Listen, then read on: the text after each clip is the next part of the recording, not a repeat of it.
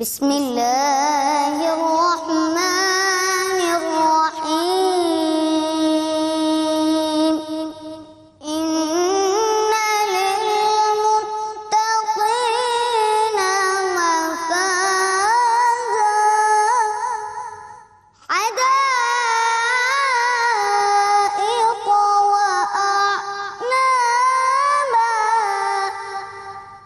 ওয়া كواعب أترابا وكأسا دهاقا لا يسمعون فيها لغوا ولا كذابا جزاء من ربك عطاء حسابا رب السماوات والأرض وما بينهما الرحمن وما بينهما الرحمن لا يملكون منه خطابا يوم يقوم الروح والملائكة صفا لا يتكلمون إلا من أذن له الرحمن وقال صوابا ذلك اليوم الحق فمن شاء اتخذ إلى ربه مآبا إنا أنذرناكم عذابا قريبا يوم ينظر المرء ما قدمت يداه ويقول الكافر يا ليتني كنت ترابا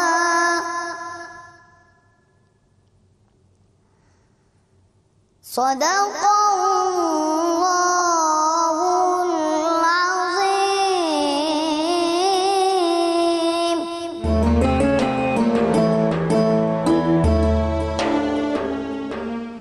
আসসালামু আলাইকুম ওয়া রাহমাতুল্লাহি ওয়া বারাকাতুহু। প্রিয় দর্শক শ্রোতা, সবাই দেখছেন আপনাদের প্রিয় আয়োজন হামদর্দ আলোকিত রমজান। এতক্ষণ পর্যন্ত আমরা শুনলাম পবিত্র কালামে শরীফ থেকে তেলাওয়াত।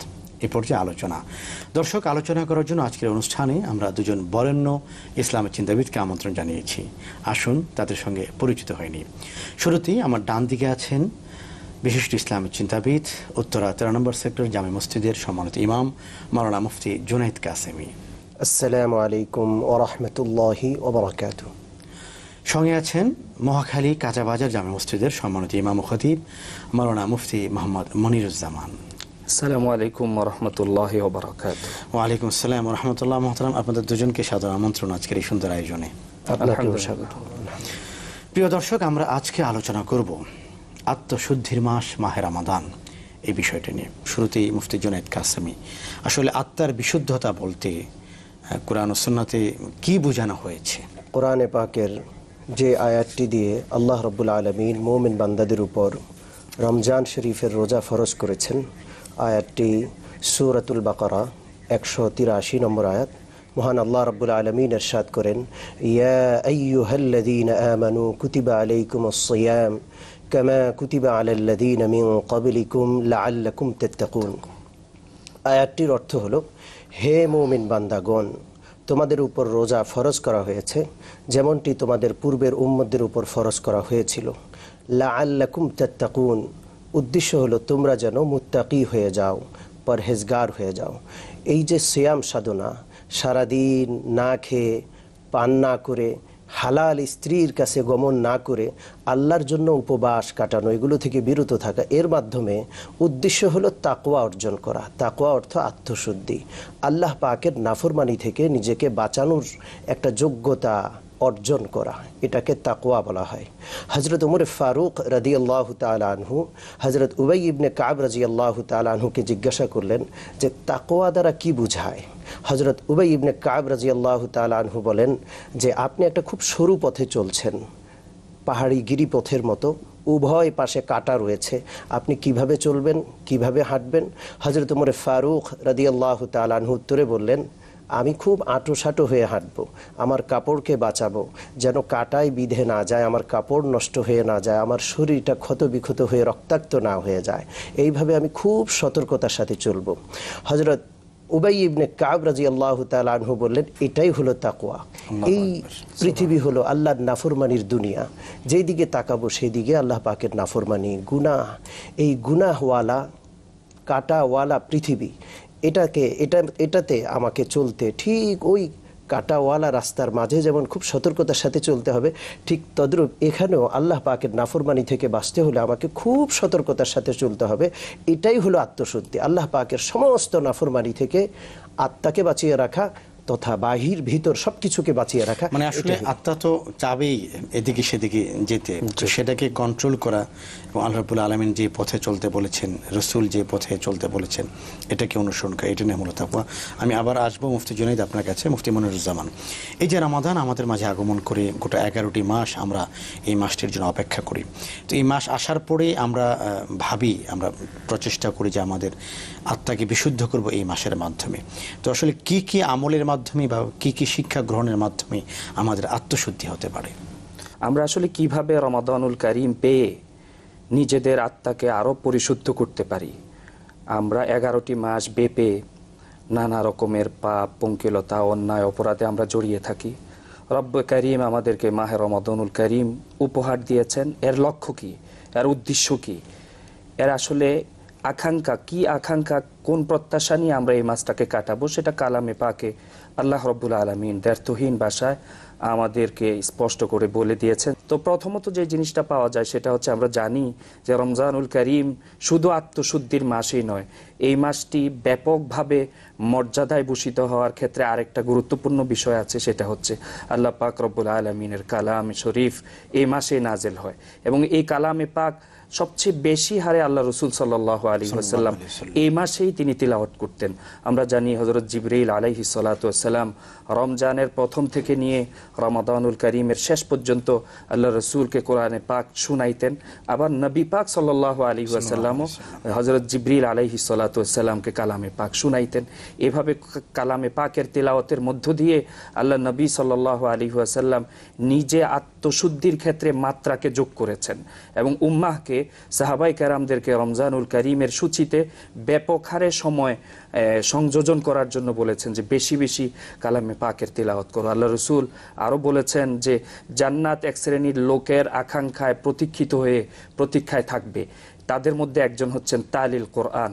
আল্লাহ রসুল সাল্লাল্লাহু আলাইহি ওয়াসাল্লামের হাদিস, ইন্নাল জান্নাতা তাশতাকু ইলা খামসাতি নাফারিন তালিল কোরআন ওয়া হাফিজুল লিসান ওয়া মুতঈমিল জিআন ও মুকসিল উরিয়ান ওমান সাল্লা আলা হাবিবুর রহমান। আমরা দেখতে পাচ্ছি নবী পাক সাল্লাল্লাহু আলাইহি ওয়াসাল্লামের হাদিসে পাকের প্রথমটাই হচ্ছে কালামে পাকের তিলাওয়াত। এটা এমন এক জিনিস, বান্দা অনেক কিছু করবে আর কলবের মধ্যে জং ধরতে থাকবে। জংকে বিদূরিত করার প্রকৃষ্ট মাধ্যম এবং উপায় হচ্ছে আল্লাহ পাক রব্বুল আলামিনের কালাম। এই কালামকে বান্দা যত বেশি তিলাওয়াত করবে, তার ভিতরের, তার নফসের, তার আত্মার, তার রূহের মধ্যে যে ঝং আছে, এই ঝংটা আস্তে আস্তে ধীরে ধীরে কেটে যাবে আর আস্তে আস্তে সে একজন বিশুদ্ধ, বিশুদ্ধ। চমৎকার বলছেন আপনি মুফতি মনিরুজ্জামান, যে আত্মশুদ্ধির অন্যতম একটি বিষয় হলো বেশি বেশি কোরআনে কারীমের তেলাওয়াত। আমি আসবো আবার আপনার কাছে, মুফতি জুনাইদ আপনার কাছে যেতে চাই। আত্মার বিশুদ্ধতার জন্য বলেছেন রমাদানুল কারীম এটি একটি অনন্য মাস, তো কি কি কাজ করার মাধ্যমে এই বিশুদ্ধতা আমরা অর্জন করতে পারি? এই মাসে যেমন আমাদের মোহতারাম আলোচক বললেন, পবিত্র কালামে পাকের তেলাওয়াত খুব বেশি হওয়া চাই। কোরআনে পাকের আয়াত রয়েছে, মহান আল্লাহ রাব্বুল আলামিন ইরশাদ ফরমান সূরাতুল বাকারা আয়াত নম্বর 146, মহান আল্লাহ পাক ইরশাদ করেন, শাহরু রমাদান আল্লাযী উনজিলা ফীহিল কুরআন। রমজান মাসটা এমন একটা মাস যেই মাসে আল্লাহ পাক কোরআন নাজিল করেছেন, কোরআন নাজিল করা হয়েছে। বাকি 11টা মাসের উপর রমজান মাসের বৈশিষ্ট্য এটাই যে রমজান মাস বেশি মর্যাদা সম্পন্ন কোরআন নাজিলের মাস হিসাবে। এবং এটা যদি আমি একটু যোগ করে আপনাদের সঙ্গে, যে আল্লাহ কিন্তু রমাদানের পরিচয় এভাবে দেননি যে এই মাসে রোজাকে ফরজ করা হয়েছে অথবা অন্য কোনো ইবাদত, অনেক ইবাদত আমরা এই মাসে আমাদের সঙ্গে একটু বেশি করি। তিনি বলেছেন শাহরু রমাদান আল্লাযী উনজিলা ফীহিল কুরআন, এটি ওই মাস যে মাসে কোরআনকে নাজিল করা হয়েছে। খুবই চমৎকার একটি বিষয় নিয়ে আপনারা দুজনেই কথা বলছেন। আমি ফিরে আসবো আপনার আলোচনায় ছোট্ট একটি বিরতির পরে। প্রিয় দর্শক, আপনারা দেখছেন হামদর্দ আলোকিত রমজান অনুষ্ঠানের পর্যায়ে নিচ্ছে ছোট্ট একটি বিরতি, একটু পরেই ফিরছি, আমাদের সঙ্গে থাকুন।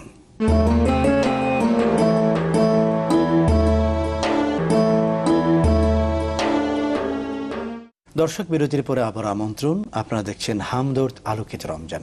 মুফতি জুনায়েদ কাসেমী, আপনি বলছিলেন যে আল্লাহ রাব্বুল আলামিন রমাদানে যে ফাজাইলগুলি দিয়েছেন এবং এতে যে সৌন্দর্যগুলো বৃদ্ধি করেছেন, তাৎপর্যের এর অন্যতম একটি হলো নজুলুল কুরআন, কুরআন নাজিল হওয়া। এরপরে রমজানকে আল্লাহ রাব্বুল আলামিন আমল দিয়ে সাজিয়েছেন এবং বান্দাকে উদ্বুদ্ধ করার জন্য রাসূল পাক সাল্লাল্লাহু আলাইহি ওয়াসাল্লামের পবিত্র জবানে হাদিসে পাকের মাধ্যমে বান্দাকে বিভিন্নভাবে উৎসাহিত করেছেন। হাদিসে পাকে রয়েছে মেশকাত শরীফ পৃষ্ঠা নম্বর 173, হযরত আবু হুরায়রা রাদিয়াল্লাহু তাআলা আনহু থেকে বর্ণিত হাদিস, জনাবে রাসূলুল্লাহ সাল্লাল্লাহু আলাইহি ওয়াসাল্লাম ইরশাদ ফরমান, মান সামা রমাদান ঈমানান ওয়া ইহতিসাবা গুফিরা লাহু মা তাকদ্দামা মিন যামবি। প্রিয় নবী ইরশাদ ফরমান, যে ব্যক্তি রমজানের রোজাগুলো পালন করলো ঈমানদারির সাথে এবং সওয়াবের আশায়, আল্লাহ পাক তার সারা জীবনের সব গুনাহ খাতা মাফ করে দিবেন। সুবহানাল্লাহ। শুধু রোজা নয়, রমজান মাসে আল্লাহ পাক তারাবিও দিয়েছেন, কিয়ামুল লাইল। যদি কোনো বান্দা রাসূলুল্লাহ সাল্লাল্লাহু আলাইহি ওয়াসাল্লামের একই হাদিসে মান কামা রমাদানা ঈমানান ওয়া ইহতিসাবা গুফিরা লাহু মা তাকদ্দামা মিন যামবি, যদি কোনো বান্দা রমজান মাসের রাত্রিতে কিয়ামুল লাইল করলো, তারাবির নামাজ আদায় করলো, আল্লাহ রাব্বুল আলামিন তার সারা জীবনের সব গুনাহ খাতা মাফ করে দিবেন।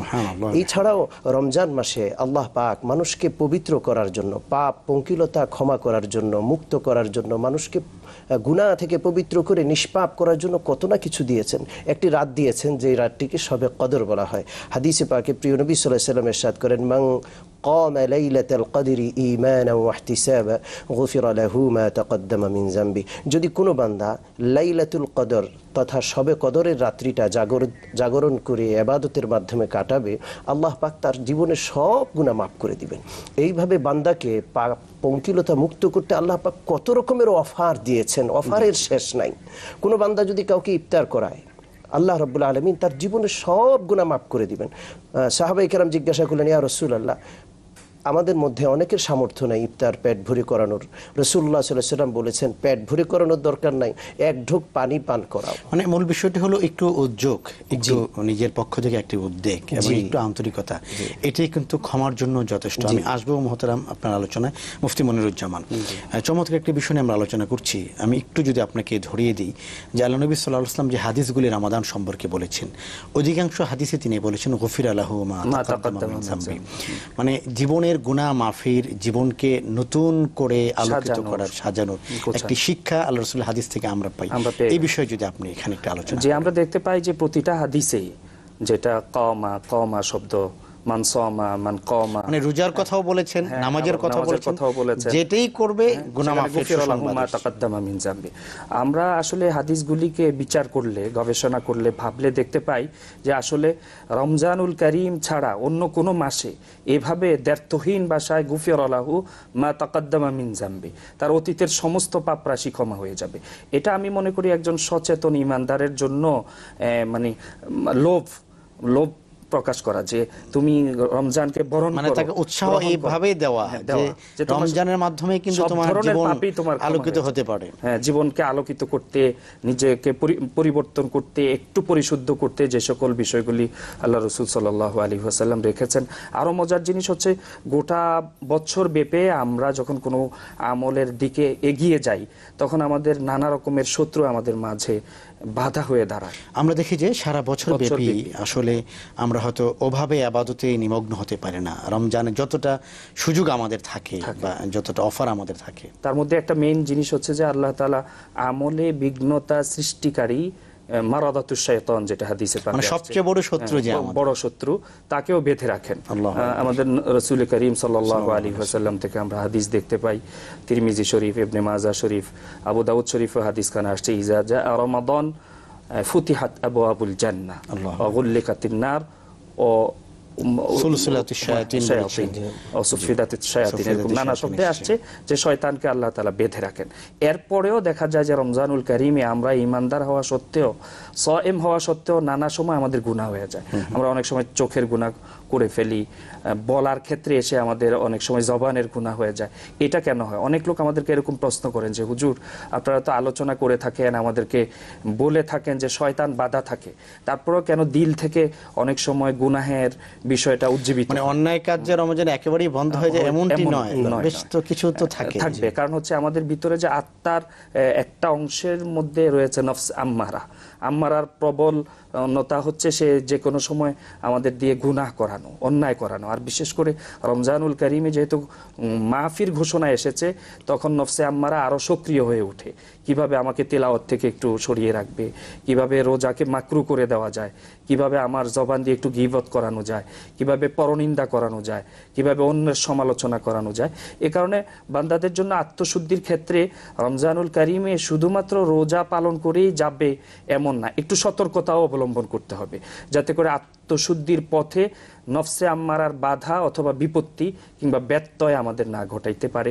এই বিষয়টা আমি শ্রোতাবৃন্দদেরকে বলবো একটু নজর রাখা। আমি আবার আসবো মুফতি মনির আপনার কাছে। মুফতি জুনাইদ, আমরা যদি আপনার কাছে যাই, যে এই যে আমরা বলছি রোজার মাধ্যমে তাকওয়া আমাদের অর্জন হবে, রোজার মাধ্যমে আত্মশুদ্ধি অর্জন হবে, সেই রোজার ডেফিনেশন কি? আসলে মূলত রোজা হলো তিনটা জিনিস থেকে, সুবে সাদেক থেকে নিয়ে সূর্য অস্ত যাওয়া পর্যন্ত নিজেকে বিরত রাখা, সওয়াবের নিয়তে আল্লাহ পাককে সন্তুষ্ট করার জন্য। ওই তিনটা জিনিস কি কি? 1 নম্বর খাওয়া থেকে বিরত থাকতে হবে, 2 নম্বর পান করা থেকে, 3 নম্বর স্ত্রী সম্ভোগ থেকে। মূলত এই তিনটা জিনিস বাকি 11 মাস হালাল ছিল। আমরা দেখতে পাই যে যেটা একসময় হালাল ছিল কিন্তু আল্লাহর নির্দেশের কারণে নির্ধারিত একটা হারাম, মানে আমরা সেই জিনিসের ধারে কাছেও যাচ্ছি না। আমি আসবো আপনাদের আলোচনায় ছোট একটি বিরতির পরে। প্রিয় দর্শক, আপনারা দেখছেন হামদর্দ আলোকিত রমজান অনুষ্ঠানের পর্যায়ে নিচ্ছে ছোট্ট একটি বিরতি, একটু পরে ফিরছি, আমাদের সঙ্গে থাকুন। দর্শক, বিরতির পর আবার আমন্ত্রণ। আপনারা দেখছেন হামদর্দ আলোকিত রমজান। মুফতি জুনাইদ কাসেমি, আপনি যেটি বলছিলেন যে রোজার একটি নির্ধারিত ডেফিনেশন রয়েছে, যে নির্ধারিত কিছু বিষয় অর্জন করা এবং কিছু বর্জন করা, এটি যদি আপনি বলেন। জি, আমি বলছিলাম তিনটা বিষয় আল্লাহ পাকের সন্তুষ্টির জন্য শবে সাদেক থেকে নিয়ে সূর্য অস্ত যাওয়া পর্যন্ত বিরত থাকার নাম হলো রোজা। তিনটা জিনিস কি কি? খাবার থেকে বিরত থাকতে হবে, পান করা থেকে বিরত থাকতে হবে, স্ত্রী সম্ভোগ থেকে বিরত থাকতে হবে। এই তিনটা জিনিস কিন্তু বাকি 11 মাস 24 ঘন্টা হালাল ছিল। আর রমজান মাসে আল্লাহ পাক দিনের বেলা এগুলোকে হারাম করে দিয়েছেন। আল্লাহ পাক আমাদেরকে বোঝাতে চাচ্ছেন যে দেখো, হালাল হারামের মালিক কিন্তু আমি আল্লাহ। আমি ইচ্ছা করলে একই জিনিসকে হালালও করতে পারি, আবার সময়ের ব্যবধানে আমি আল্লাহ পাক স্রষ্টা, ক্ষমতাশালী, আমি ইচ্ছা করলে হারামও করতে পারি। মানে একেবারে একচ্ছত্র ক্ষমতা কেবল আমারই। অবশ্যই আমি যেটা চাবো, আমি যা বলবো। জি জি। তো আল্লাহ পাক বুঝাতে চাচ্ছেন, তুমি দুনিয়ার কাউকে হালাল হারামের মালিক বলে মনে করবে না, একমাত্র আমি আল্লাহকে হালাল হারামের মালিক বলে মনে করবে। পৃথিবীর সমস্ত মানুষ যদি মিলে একটা জিনিস যেটাকে আল্লাহ বৈধ করেছেন সেটাকে অবৈধ করে, অবৈধ করতে পারবে না। আল্লাহ পাক একটা জিনিসকে বৈধ করেছেন, সারা পৃথিবীর সমস্ত সংসদ সদস্য বসে সেটাকে বৈধতা দিয়ে দিল। গোটা পৃথিবীর সকল আইন কানুন মিলে, জি, সমস্ত কোর্ট আদালত মিলে যদি সেটাকে বৈধতা দেয়, সেটা কিন্তু বৈধ হবে না। যেমন শরাব আল্লাহ পাক হারাম করেছেন, যদি কোনো দেশের আইন শরাবকে হালাল করে দেয়, লাইসেন্স দিয়ে দেয়, আমাদের বুঝতে হবে সেটা আসলে অনধিকার চর্চা, আল্লাহ পাকের অধিকারের উপর হস্তক্ষেপ, এটা কারোর জন্য বৈধ নয়। তো আল্লাহ পাক রব্বুল আলামিন রমজান এর মাস থেকে, রমজানের এই থেকে আমাদেরকে শিক্ষা দিচ্ছেন যে হালাল হারামের বৈধতা অবৈধতা দানের মালিক একমাত্র আমি আল্লাহ। আর দ্বিতীয় এটা বোঝার বিষয় হলো, যেটা 11 মাস হালাল ছিল সেটা আল্লাহ পাক ট্রেনিং দেওয়ার জন্য এই মাসের দিনের বেলা হারাম করে দিলেন। তাহলে যেই সমস্ত বিষয় সবসময়ের জন্য হারাম, জেনা, মিথ্যা কথা বলা, ধোঁকাবাজি করা, ভেজাল দেওয়া, গীবত করা, পরনিন্দা করা, সেগুলো তো এই মাসে আরো বেশি কঠিন ভাবে হারাম হবে। যেমন নাকি একটা অন্যায় কাজ কেউ যদি মসজিদের বাহিরে করে তাহলে এটা একরকম অন্যায়, আর ওই অন্যায় কাজটা যদি মসজিদের ভিতরে করে তাহলে অন্যায়ের মাত্রাটা বেড়ে যায়।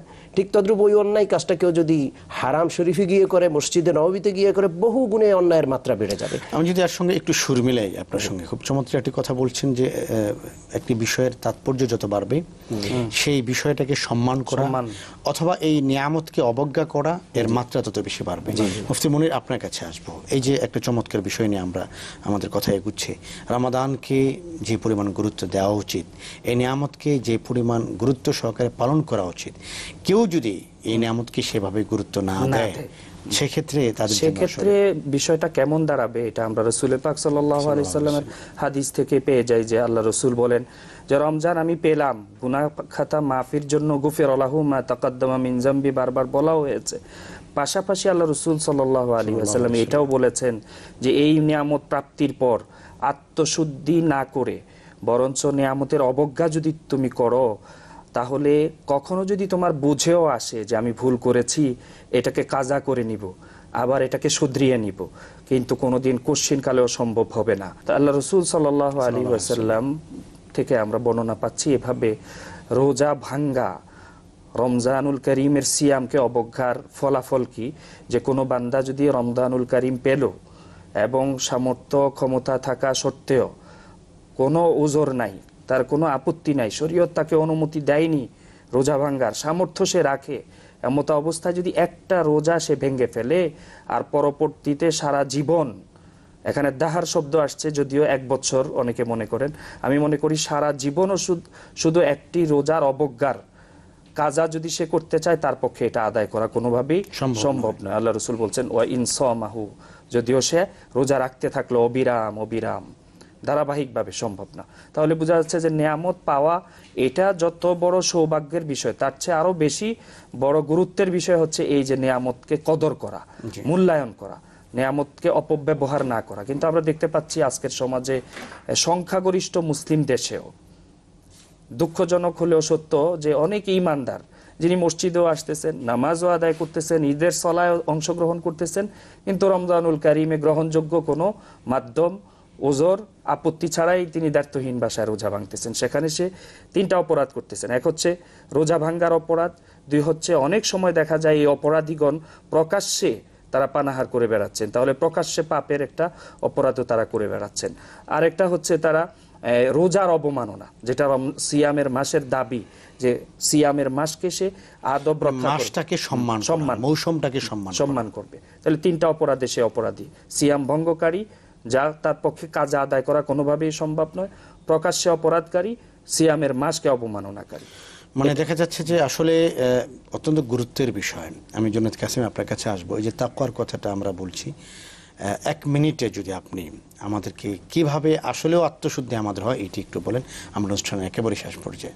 আসলে আত্মশুদ্ধি হবে তখনই যখন রমজানকে আমরা মূল্যায়ন করব সঠিকভাবে এবং শুরু থেকে শেষ পর্যন্ত নিজেকে আল্লাহ পাকের নাফরমানি থেকে মুক্ত রেখে একটা আল্লাহ পাকের নাফরমানি মুক্ত একটা রমজান কাটাবো।